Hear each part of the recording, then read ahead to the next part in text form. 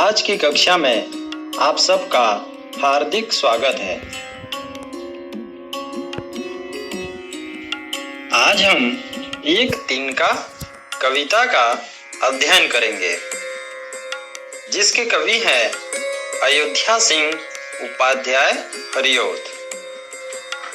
तो चलिए पहले जानते हैं हरिऔध जी के व्यक्तित्व और कृतित्व के बारे में।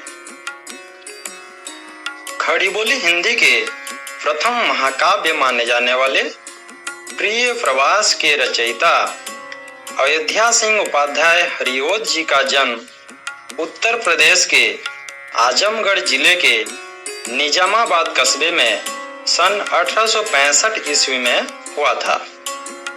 उनके पिता का नाम पंडित भोलानाथ उपाध्याय था।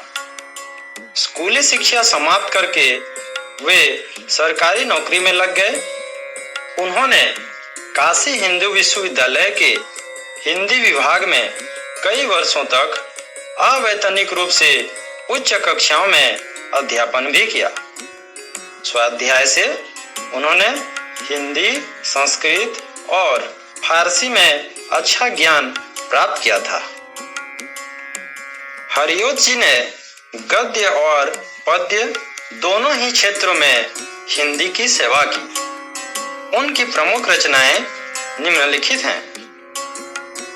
काव्य ग्रंथ कुछ इस प्रकार हैं: प्रिय प्रवास, वैदेही वनवास, रस कलश, चोखे चौबदे, चुपते चौबते आदि। उपन्यास कुछ इस प्रकार हैं: अतखिला फूल, ठेठ हिंदी का ठाठ आदि। उनके कुछ नाटक हैं: प्रद्युम्न विजय, रुक्मिणी परिणय आदि। हरिऔध जी ने ब्रजभाषा और खड़ी बोली दोनों में कविता की है, किंतु उनकी अधिकांश रचनाएं खड़ी बोली में ही हैं। हरिऔध जी की भाषा सरल, मुहावरेदार और आकर्षक है। हरिऔध जी ने एक तिनका कविता में मानव को किसी भी परिस्थिति में घमंड न करने की सलाह दी है। तो चलिए अब हम एक तिनका कविता की ओर बढ़ते हैं। मैं घमंडों में भरा ऐठा हुआ, एक दिन जब था मुंडेरे पर खड़ा, अचानक दूर से उड़ता हुआ, एक तिनका आंख में मेरी पड़ा। मैं घमंडों में भरा ऐठा हुआ, एक दिन जब था मुंडेरे पर खड़ा, मैं झिझक उठा हुआ बेचैन सा, लाल होकर आंख भी दुखने लगी, मूठ देने लोग कपड़े की लगे, ऐंठ बेचारी दबे पांव भगी, जब किसी ढब से निकल तिनका गया, तब समझने यूं मुझे ताने दिए, ऐंठता तू किस लिए इतना रहा, एक तिनका है बहुत तेरे लिए।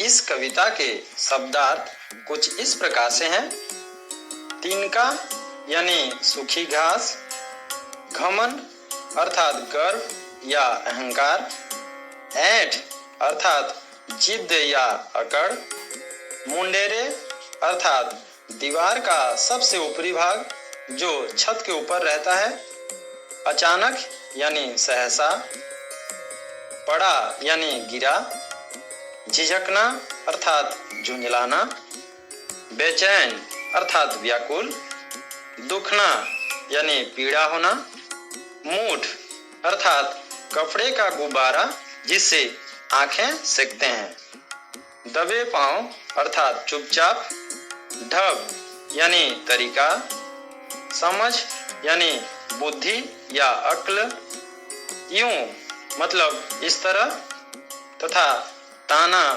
मतलब चिढ़कर कहना। तो चलिए अब हम इस कविता के भावार्थ को समझते हैं। एक दिन कवि बहुत घमंड से भरे हुए थे और एकदम ऐंठे हुए छत के मुंडेरे पर खड़े थे, मानो ऐसा महसूस कर रहे थे कि उनके समकक्ष कोई और नहीं है।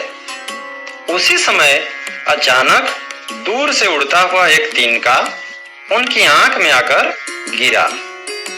कवि परेशान होकर बेचैन हो उठे। तिनका गिरने के कारण उनकी आंखें लाल होकर दुखने लगीं।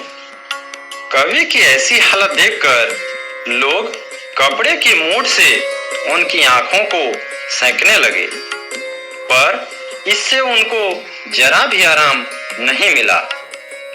जब उनको आंखों की पीड़ा से छुटकारा नहीं मिला, तब उनके मन से बेचारी ऐंठ दबे पांव या चुपचाप भाग गए। अर्थात जो घमंड कवि के मन में आसन जमाए बैठा था, अब कवि की असहायता की स्थिति में वह टिक न सका।